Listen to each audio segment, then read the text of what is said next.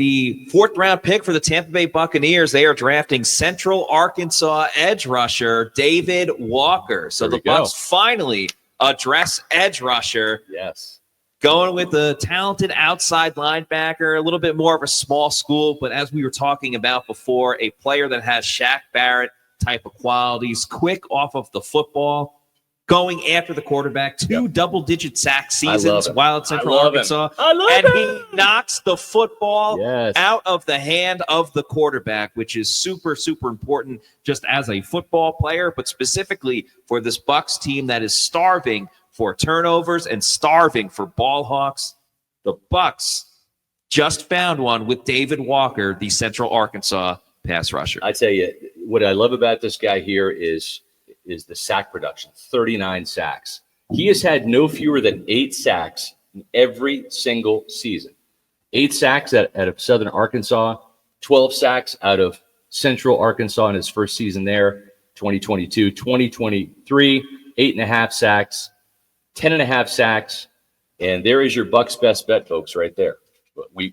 Matt, we talked about it at the end of the show. We felt like day 3 is going to be our day, and we already have a Bucs best bet on the board with David Walker. Congratulations, SR. You finally, I shouldn't say you finally hit one, but no, it's fine. Yeah. Yep. And there's still other Bucs best bets that could be had, but I like this one a lot. He is a player that showed out at the Senior Bowl. We talked about him before this pick. I'll throw that picture up again. Big time performer at the Senior Bowl, proved that he belonged. 6 foot, 263 pounds, and he is going to bring some juice to that outside linebacker room. He's another guy into the mix that's going to put some pressure on Chris Braswell, right? And I like this. We talk about how Emeka Egbuka is going to be putting some pressure on Jalen McMillan. Yes. Iron sharpens iron. This is the same thing. They're expecting big things out of Chris Braswell. But with David Walker, you have another pass rusher in the mix that is going to put some oomph on Chris Braswell to truly develop. It's either, push him to greatness or push him to the bench. Not that he's going to be on the bench, but push him down the depth chart. I think this is a very interesting player here that I'm excited about. I'm excited that they got him. And again, a different caliber of player than what they already have at edge rusher with what we were talking about before. A little bit more speed, able to knock the football out. They want that with Hassan Reddick for sure, but this is someone that they can develop and cultivate over the next couple of years. And there's going to be a lot of competition for the Tampa Bay Buccaneers this year, whether it's at corner and now at edge rusher specifically. It's going to make everybody elevate their game. And what did Todd Bowles say? They want to get better at the 4-man pass rush. Yeah. So we figured sooner or later they were going to add an edge rusher. They go with the small school guy. We've seen the Bucs have success with small school players. It's usually in the trenches on the offensive line, but we also got to think about Zion McCollum at corner, and now with this latest pick, they'll try to do it at edge rusher as well. Yeah, I like this pick a lot.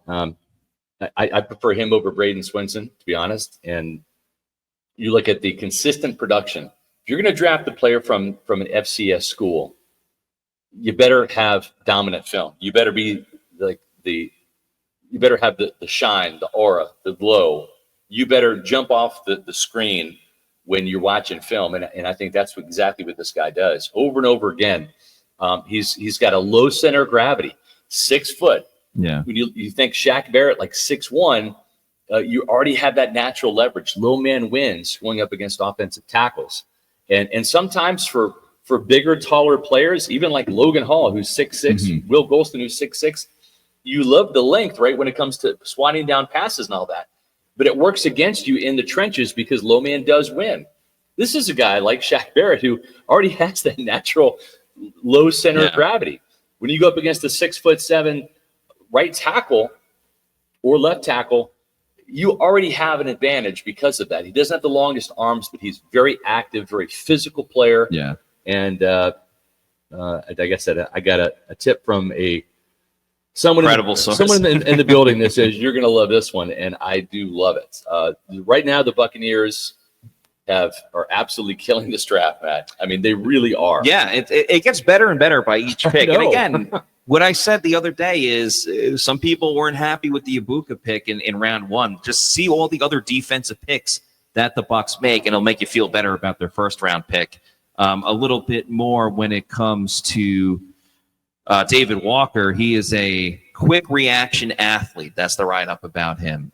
Great speed, can really disrupt gaps, uses natural leverage to bend and dip underneath the reach of the blocker. That goes into the whole low man wins conversation. Can play pass blockers with his eyes, flashes violence in his hands to punch and separate. Has that good hand placement, which is so important for edge rushers. You want to get ahead of it in that point of attack. 2022 had 12 sacks, 8.5 sacks in 2023, and then 10.5 sacks last season in 2024, to go with 4 forced fumbles and 6 pass breakups. And you talked about the pass breakups before. That's never easy with a smaller guy, you know, because you gotta have the athleticism to do so and jump and time it right. But certainly one that's not going to be a household name by any means, but another opportunity for Jason Licht to prove that he finds all the best small school players and turns them into stars in Tampa Bay. And I'd say it might be